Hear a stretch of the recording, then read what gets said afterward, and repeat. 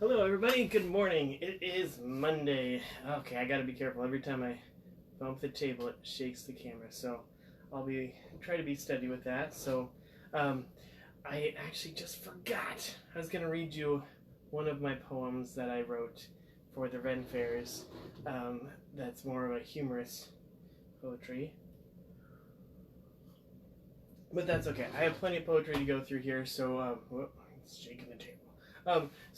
What we've decided to do here with scenery changes is since we can't do a lot to help other than just lock ourselves in our house at this time, we decided to kind of make it more enjoyable for you, for those of us who are stuck here at home. There's been some conventions that have been canceled, or postponed. There's been some fairs that people have gone to that have been postponed or canceled. So we just wanted to, and also with all the kids staying at home and everything, we wanted to have something kind of fun that you can tune into. We'll be doing quite a few of these live videos throughout this week. I know right now I'd have Lisa say hi to you, but she is still sleeping. It is too early for her. It's too early for me, but I have my coffee. That's still hot. So, I actually kind of go back to my history a little bit. I do have a collection of poetry that I wrote and put together, and when I first started writing poetry, I actually started back in high school. Well, probably even before that. But it was a way for me to express myself. I was never big on feelings or being able to talk about what I was going through, things like that. And I know especially right now, there's people that are going through a lot, and there's just a lot of fear, a lot of just uncertainty. Am I going to have my job? Is it going to get shut down? Do I have to stay away from my job for a while? So, there's just a lot of uncertainty that's going on right now, and for me, I wasn't sure, just the pains of growing up. I wasn't sure what to do with that uncertainty. So I wrote poetry. And one of the things I did actually before I wrote this book, I got this cool leather notebook thing, and I actually made some modifications on it so I could carry it with me to the Ren Fairs when I would first go as a patron and everything. And I started just writing some of my favorite poetry. All this stuff here is in public domain. You can find, there's limitless resources of public domain places where to find it. So if you search for poetry in public domain, Robert Frost just recently went to public domain. So yeah, definitely there's plenty of places to find poetry.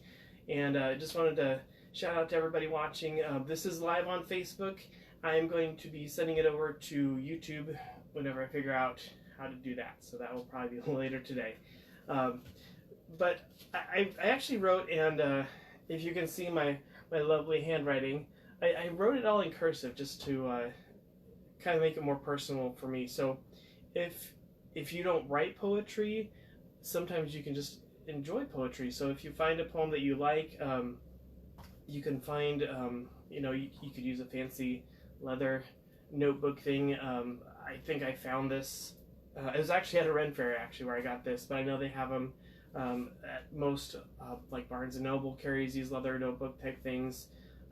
Boar's Head Leather. Actually, I think this was an early Boar's Head Leather.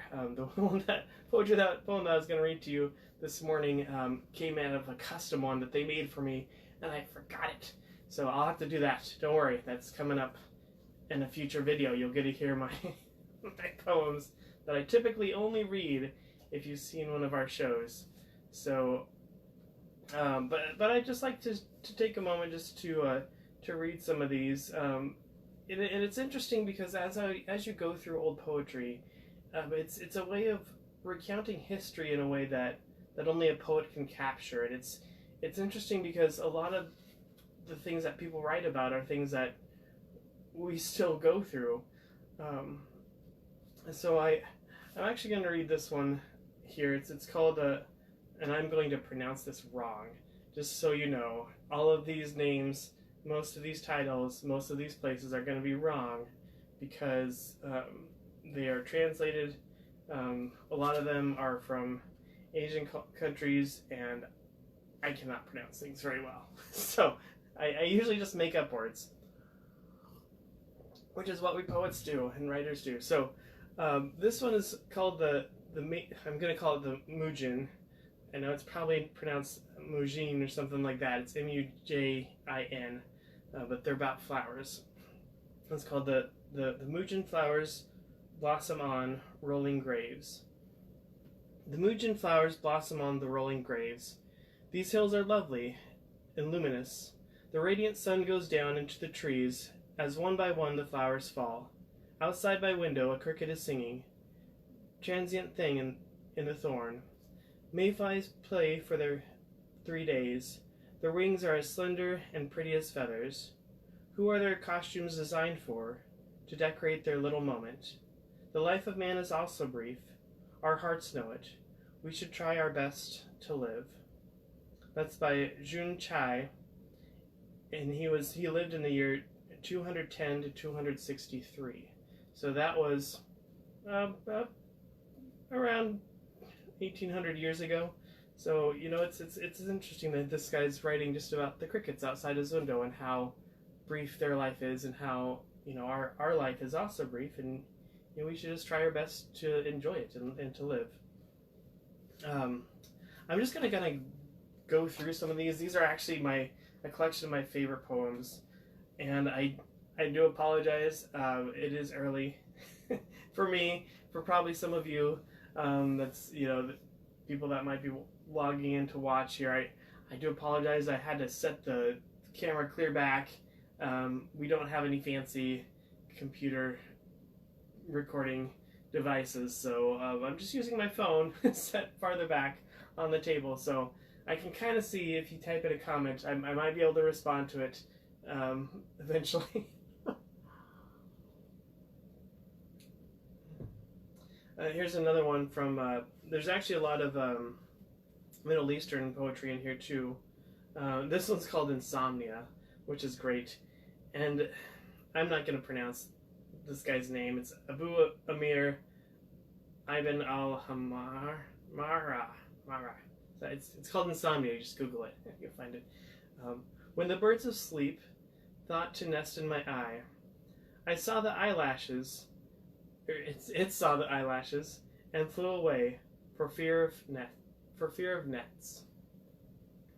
Okay, that was a terrible reading of it. I apologize. I'm just going through these. Let's see here.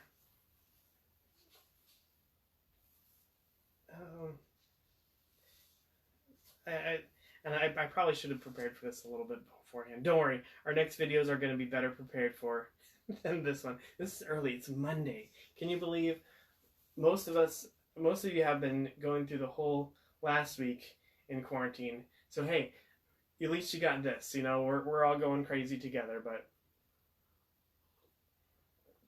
this one is called Night Thoughts. As you can tell, most of my favorite poems are about insomnia and not being able to sleep at night, because this is my life. It's called Night Thoughts by Lu Yu. He lived between 1125 and 1209. I cannot sleep. The long night is full of bitterness. I sit alone in my room, beside a smoky lamp. I rub my heavy eyelids, and idly turn the pages of my book, again and again. I trim my brush and stir the ink. The hours go by. The moon comes in the open window, pale and bright like new money. At last I fall asleep, and I dream of the days on the river of the Sa Feng, and the friends of my youth in Yin Chao. Young and happy we ran over the beautiful hills. And now the years have gone by, and I have never gone back.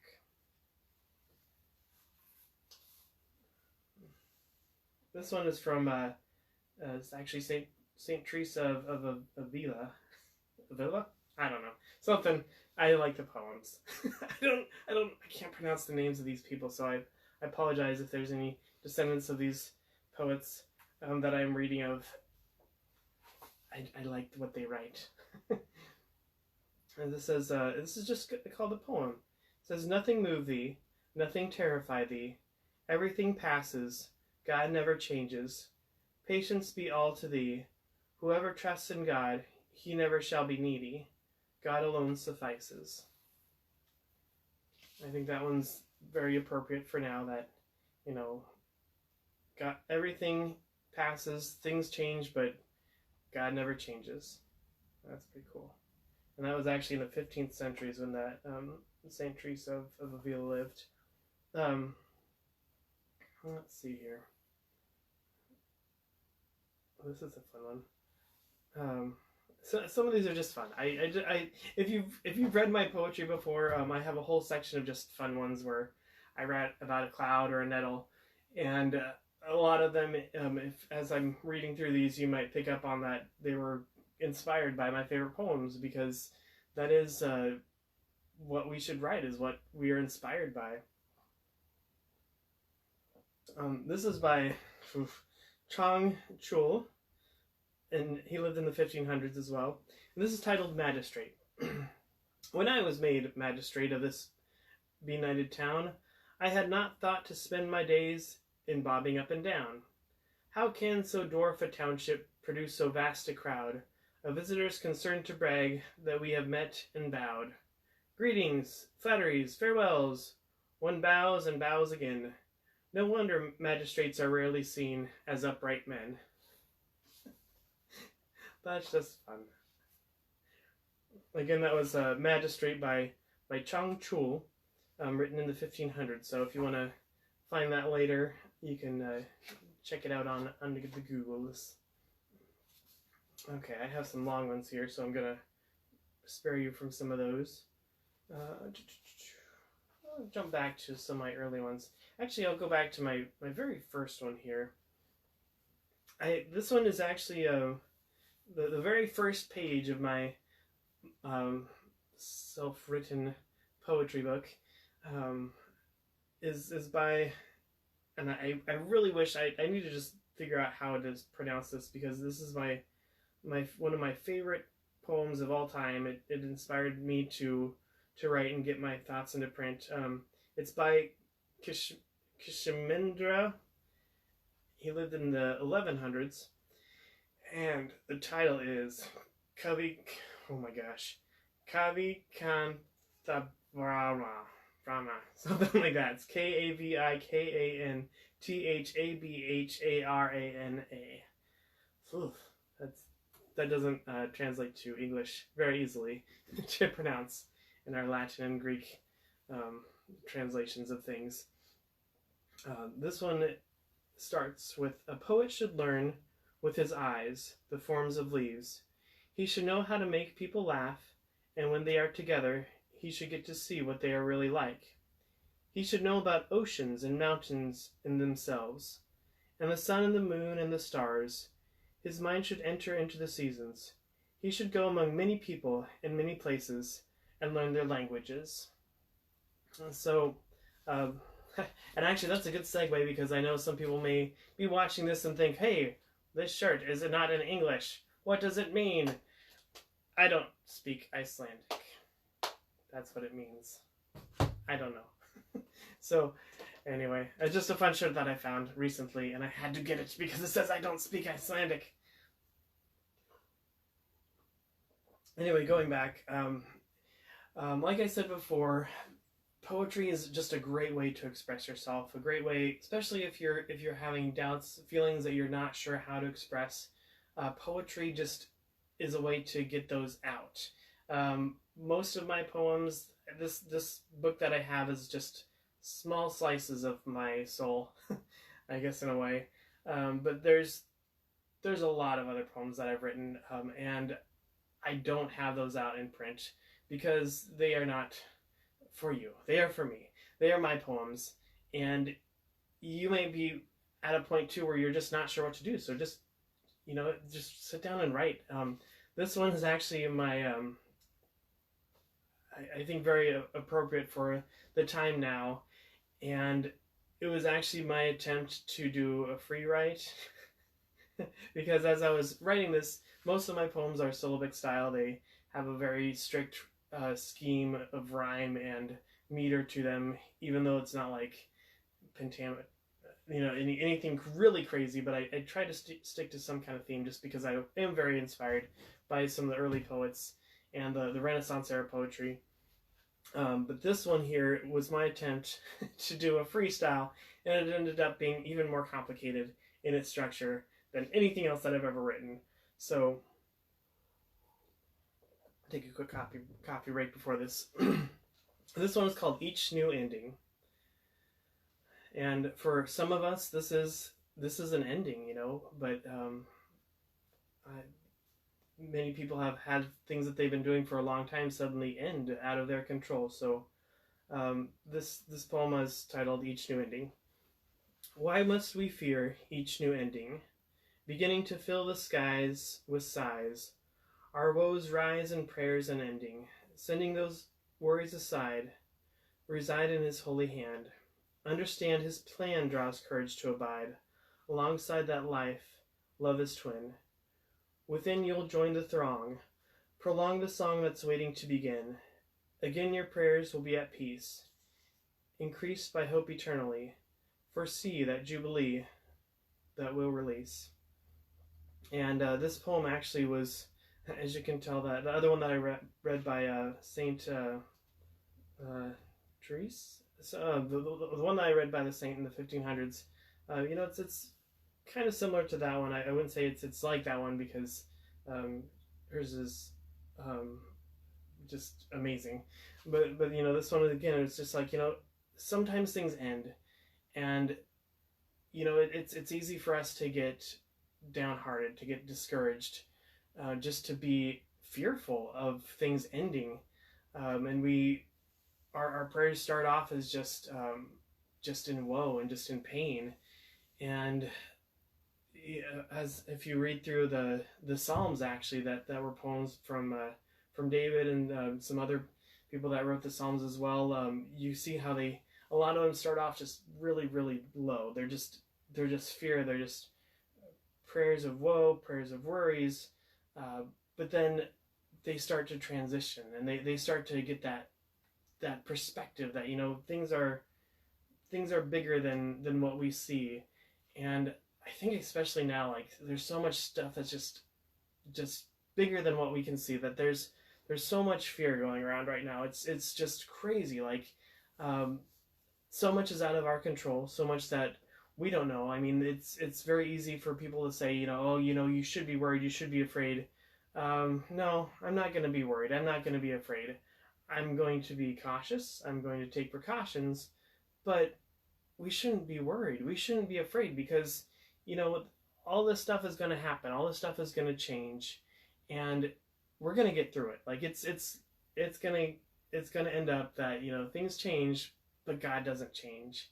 And that's just a cool hope that I have, and I hope that you can have as well. With all the fear and stuff that's going around, there is one section of scripture that I want to read, and I know some of you might be like, "Oh no, scripture! Turn off, get out of here." But you know us. I mean, you know that I'm not gonna be trying to beat anything over your head. In fact, the people that try to do that, this verse kind of goes in the face of it. There's one of my verses that I'm just kind of clinging to at this time. It's found in 1 John, and if you don't know where to start in scripture, maybe you haven't even picked up a Bible before, 1 John is awesome. It's just all about love. There's multiple times it says God is love, and just to love one another. And this one says in chapter 4, verse 18. Actually, I'm going to jump back to 16, because this is one of those things. It's just all about love. It says, we have a verse, or chapter 4:16 says, "We have come to know and have believed the love which God has for us. God is love, and the one who abides in love abides in God, and God abides in him." I'm going to jump down to this verse that's just been sticking with me.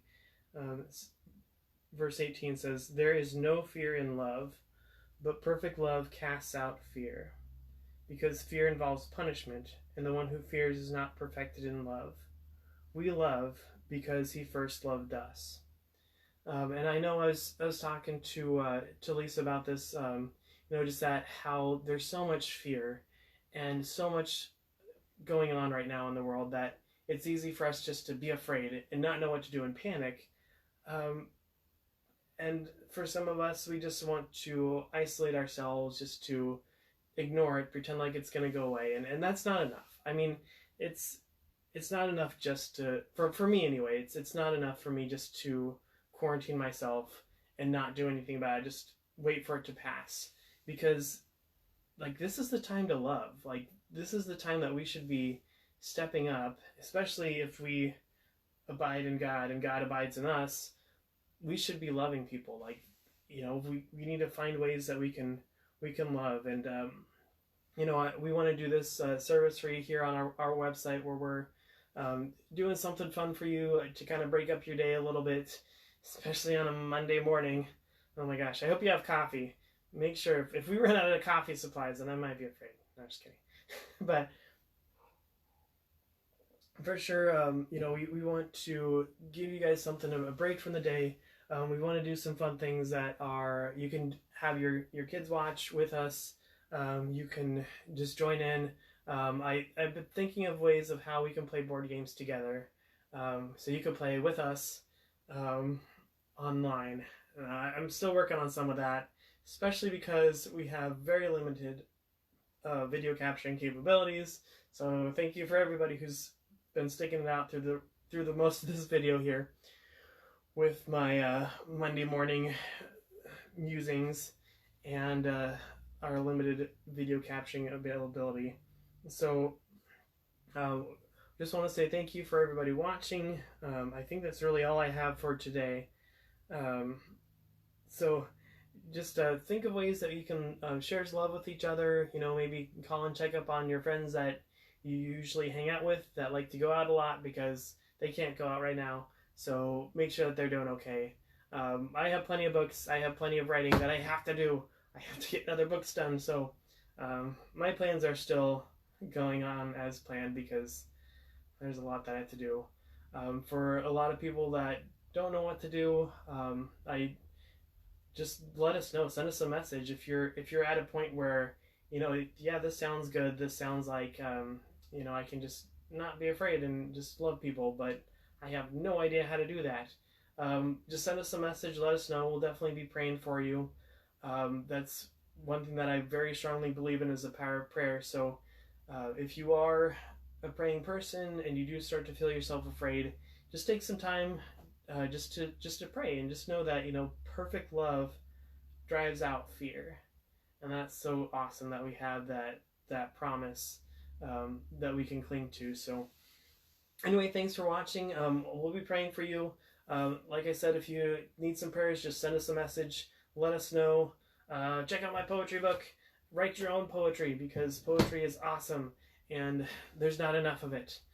There needs to be more poetry. So thank you very much. And I know someone said thank you. I can't really read it, so far away. Good morning, everybody. So I'm going to be logging off for now, but like I said, we'll be doing some more videos here in the future. Lisa will be joining me when she wakes up. So thank you. Have a good morning and a good day. We'll see you later. Okay, now I need to figure out how to end this thing.